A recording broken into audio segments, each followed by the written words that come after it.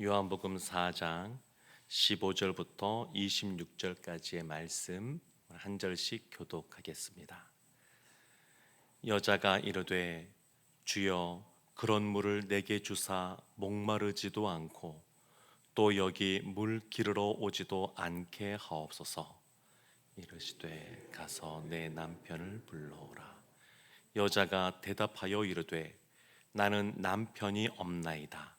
예수께서 이르시되 내가 남편이 없다 하는 말이 옳도다. 너에게 남편 5이 있었고 지금 있는 자도 내 남편이 아니니 내 말이 참되도다. 여자가 이르되 주여 내가 보니 선지자로소이다. 우리 주상들은 이 산에서 예배하였는데 당신들의 말은 예배할 곳이 예루살렘에 있다 하더이다. 예수께서 이르시되 여자여 내 말을 믿으라. 이 산에서도 말고 예루살렘에서도 말고 너희가 아버지께 예배할 때가 이르리라. 너희는 알지 못하는 것을 예배하고 우리는 아는 것을 예배하노니 이는 구원이 유대인에게서 남이라. 아버지께 참되게 예배하는 자들은 영과 진리로 예배할 때가 오나니 곧 이때라. 아버지께서는 자기에게 이렇게 예배하는 자들을 찾으시느니라. 하나님은 영이시니 예배하는 자가 영과 진리로 예배할지니라. 여자가 이르되 메시아 곧 그리스도라 하는 이가 오실 줄을 내가 아노니 그가 오시면 모든 것을 우리에게 알려주시리이다. 예수께서 이르시되 내게 말하는 내가 그라 하시니라. 아멘. 살아계신 하나님의 말씀입니다. 예수님이 사마리아를 지나가시면서 만난 그 수가성 여인과의 대화가 오늘 이어지고 있습니다. 사실 이 여인을 만난 예수님의 그러한 이유, 목적이 사실 오늘 본문에 나옵니다. 이 여인과 예수님이 대화를 주고받는데 오늘 본문 바로 앞에 14절에서 예수님이 이런 말씀을 하셨습니다. 이 물을 마시는 자마다 다시 목마르려니와 내가 주는 물을 마시는 자는 영원히 목마르지 아니하리니 내가 주는 물은 그 속에서 영생하도록 솟아나는 샘물이 되리라. 그러니까 이 여인을 만나서 예수님이 물을 달라 하면서 시작된 대화가 여기까지 온 것은 우리가 이해가 됩니다. 이해가 돼요. 그래서 이 여인이 뭐라고 대답을 하냐면 15절에 주여 그런 물을 내게 주사 목마르지도 않고 또 여기 물 기르러 오지도 않게 하옵소서. 나에게 그런 물을 달라라고 말합니다. 근데 여기서 말할 때 주여 이것은 영어로 하면 sir 이렇게 sir입니다. sir. 선생님 그런 뜻입니다. 로드 이런 뜻으로 말한 것이 아닙니다. 여기서는. 근데 예수님께서 이 여인이 그렇게 말하니까 예수님이 어찌 보면 이 대화의 전개가 막 건너뛰는 것 같습니다. 이게 뜬금없이 왜 예수님이 이렇게 말씀하시지? 또 이 여인은 이렇게 왜 얘기하지? 싶은 대화가 이제 이어지기 시작하는데 갑작스럽게 예수님께서 남편 이야기를 꺼내십니다. 그래서 16절에 이렇게 묻죠. 가서 내 남편을 불러오라. 그 여인에게 남편을 데려와라. 그랬더니 17절에 이 여인이 나는 남편이 없나이다. 남편이 없다고 말합니다. 그러니까 예수님께서 이어지는 말씀에 내가 남편이 없다는 말이 옳다라고 하시면서 18절에 너에게 남편 5이 있었고 지금 있는 자도 내 남편이 아니니 내 말이 참되도다. 남편이 5명이나 있었고 지금 있는 사람도 남편이 아니니까 이유야 어떠하든 사람들이 그 여인을 바라보는 시선이 곱지 않았다는 것을 알 수 있습니다. 그래서 이 여인이 사람들의 눈을 피해서 지금 우물가에 와서 물을 기르러 오는 그런 모습이라는 것도 다 유추가 가능합니다. 그래서 이 여인이 그 사람들의 눈을 피해서 늘 물을 마시러 왔는데 예수님께서 내가 주는 물은 영원히 목마르지 아니하고 또 다시 그 속에서 영생하고 솟는 샘물이 되리라 이렇게 말씀하시니까 이 여인이 그 물을 사모하게 되었습니다. 근데 예수님이 그 여인의 그 이 자리에 나올 수밖에 없었던, 이 낮에 우물가에 올 수밖에 없었던 그것에 대해서 예수님이 아주 그 이유를 이렇게 알려주신 것이죠. 남편에 대해서. 다만 이 내용을 보다 보게 되면 이 여인이 마치 무슨 부도덕한 모습이 있다거나 그런 모습으로 또 비춰지고 그런 인식이 될 수 있지만, 사실 이 당시에는 이 여인이 뭔가 누구와 결혼하고 할 때 결정권이 이 자신에게 없었습니다. 그러니까 이 당시 문화는 여인이 결혼과 관련해서 할 수 있는 것이 없어요. 어떤 남자가 결혼하자라고 하면 결혼할 수밖에 없는 그러한 구조였고, 버리면 버려질 수밖에 없는 그러한 사회적인 구조가 있었습니다. 그래서 이 여인이 5번이나 남편이 바뀌게 되고 6번째 남편 아닌 사람과 살고 있지만, 예수님과의 대화 속에서 이 여인이 회개라는 표현을 쓰지 않습니다. 이 여인이 자신의 그러한 부도덕한 삶에 대해서 뉘우치는 부분이 나오지가 않습니다. 이 이야기는 이 여인은 부도덕한 여인이 아니라는 겁니다. 그러니까 남편이 5명 있었고 지금 살고 있는 사람 남편이 아니지만, 이 여인의 의사와는 상관없이 사회의 그런 어떤 강압적인 것에 의해서 이 여인이 어쩔 수 없는 그러한 처지에 놓인 가련한 인생이라는 것을 알 수가 있습니다. 예수님께서 그것을 지금 들춰내신 것이죠. 그랬더니 이 여인의 반응이 뭐냐면, 어쩌면 뜬금없지만 사실은 이어지는 겁니다. 19절에 이렇게 나오죠. 여자가 이르되 주여 내가 보니 선지자로소이다. 이 여인이 갑자기 선지자를 이야기합니다. 당신 이야기 듣다 보니까 당신은 선지자입니다. 하나님이 보낸 선지자.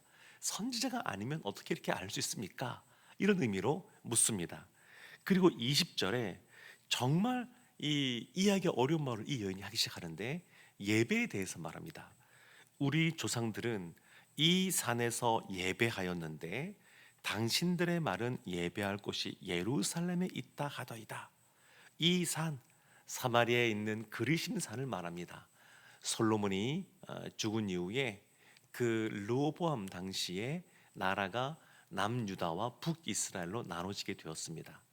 그때 북이스라엘 있는 사람들이 남유다에 있는 예루살렘에 가서 예배를 드리는 것에 대해서 여러 가지 위협을 느꼈던 여로보암이 그리심산에 제단을 쌓아놓고 예루살렘에 가지 마라 이렇게 말하곤 했었습니다.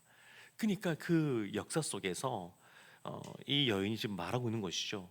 우리 조상들, 사마리아의 조상들은 이 산에서 예배, 그리심산에서 예배하였는데 유대인들 당신들은 예루살렘에서 예배하라고 말하고 있습니다. 어디에서 예배를 해야 됩니까? 이렇게 묻습니다. 대화가 지금 갑자기 물 관련된 이야기하다가 예수님이 남편 이야기를 했고, 그건 예수님은 하나님이시니까 이해가 되는데, 이 여인이 갑자기 예배를 이야기하고 있습니다. 예배. 이것은 이 여인 안에 있는 갈망을 볼 수 있습니다. 이 여인이 늘 어떠한 삶을 살고 있었는가. 그러니까 이 사마리아 수가성 여인에 대한 이야기는 예배와 관련하여서 이해하지 않으면 본문이 왜 이렇게 진행되지? 그런 생각을 할 수밖에 없는 그런 이야기 구조로 가고 있습니다. 이 여인은 어떤 여인이냐면, 사회적으로 여러 가지 강압에 의해서 남편이 계속 바뀌게 되고, 또 사람들의 여러 가지 그 쳐다보는 그런 시선들 속에서 위축된 삶을 살 수밖에 없고, 그래서 스스로 약간 대인 기피증처럼 사람들을 피해서 홀로 있을 수밖에 없는 여인이었지만, 그 어느 것도 본인 마음대로 할 수 있는 것이 없었지만, 단 하나 이 여인이 늘 본인이 본인의 마음대로 하는 것이 하나가 있었는데, 그것이 뭐냐면 자신의 마음이 하나님을 향하여 갈망하는 마음을 갖고 있었습니다. 그러니까 이 여인은 어떤 여인이냐? 물이 없으면 목마르는 그런 가련한 인상처럼 보이지만, 겉으로 보면 그래 보이지만, 그 내면에는 하나님을 예배하고자 하는, 예배에 대한 갈망이 있는 그러한 여인이라는 것을 알 수가 있습니다. 어찌 보면 이 여인은 한 번도 예배의 참맛을 느껴본 적이 없는 여인이죠. 그렇지만 여전히 그 내면 안에서는 하나님을 향해서 참으로 예배하고자 하는 마음이 있다 보니까 선지자로 여겨지자마자 처음 나오는 말이 뭐냐면 예배를 어디서 드려야 됩니까? 이렇게 묻고 있는 겁니다. 예배. 그러니까 이 예배에 대해서 갈망하는 여인에 대해서 예수님이 21절에 이렇게 말합니다. 여자여 내 말을 믿으라. 이 산에서도 말고 예루살렘에서도 말고 너희가 아버지께 예배할 때가 이르리라. 이 산 그리심산도 아니요 예루살렘도 아니요. 그러니까 예배 드리는 장소가 중요한 것이 아니라 진짜 예배 드리는 사람에게 중요한 것이 있는데, 그것이 바로 아버지께 예배할 때 아버지 예배의 대상에게 집중해야 된다. 이것을 지금 알려주고 있는 겁니다. 지금 사실 예수님께서 사실은 성전이 의미가 없는 것이 아닙니다. 성전은 의미가 있습니다. 다만 예수님이 오시면서 새로운 성전이신 예수 그리스도가 오시기 때문에 이제 예수님 안에서 드린 예배가 중요해졌습니다.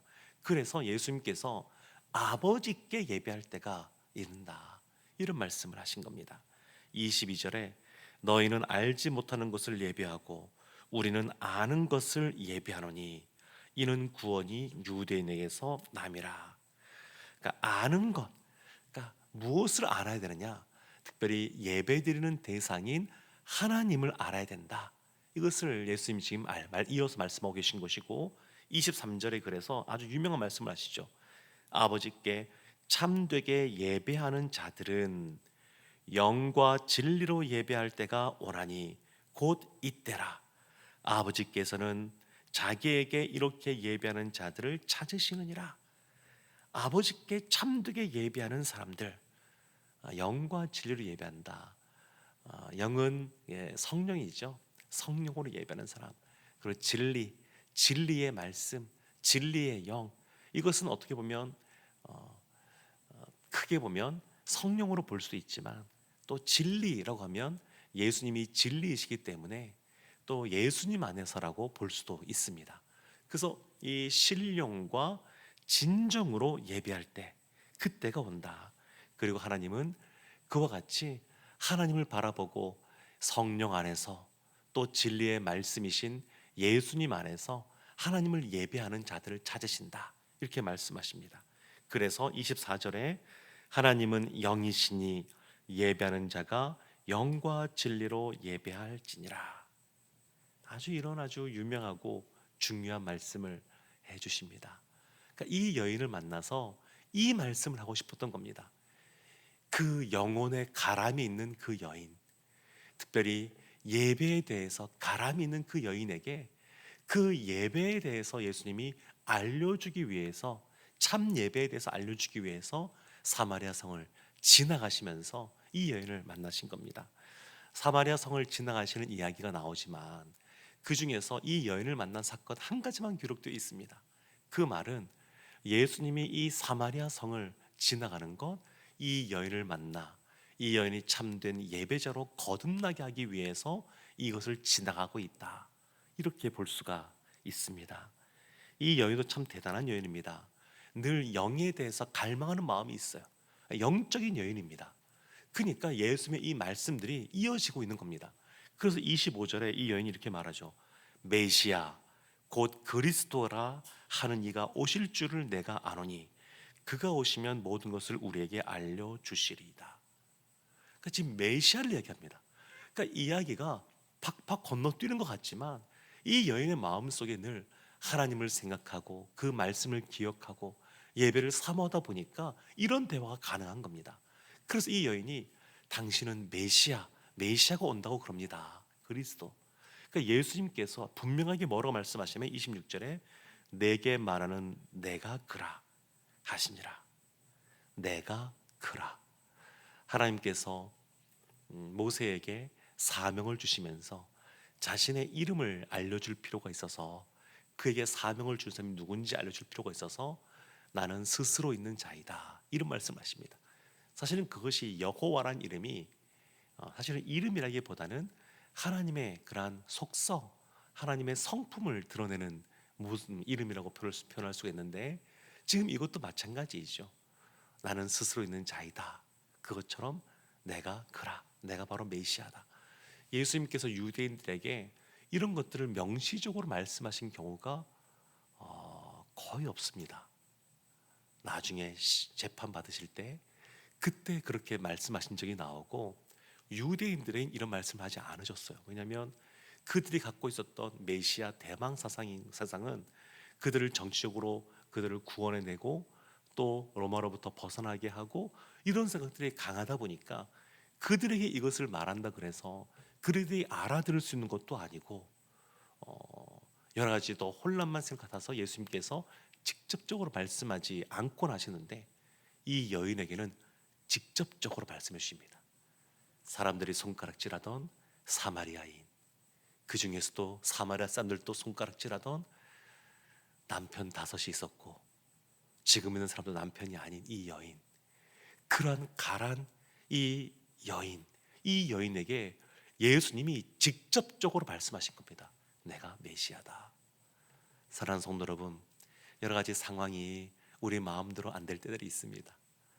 그렇지만 그 어떤 사람들도, 또 어떤 그런 권력과 또 압력들도 어찌할 수 없는 것이 있는데, 그것은 우리의 마음입니다. 우리의 마음은 우리가 지킬 수가 있고, 우리의 마음은 우리 뜻대로 할 수가 있습니다. 이 여인은 그런 상황 속에서 하나님을 향한 가라는 마음을 갖고 있었더니 예수님이 친히 찾아오셔서 참된 생수를 허락해 주시고 하나님이 원하시는 예배자로서 살게 하셨습니다. 이런 은혜를 또 사모하고 또 이와 같은 은혜 가운데 살아가는 우리 모두가 되기를 주님의 이름으로 축원합니다.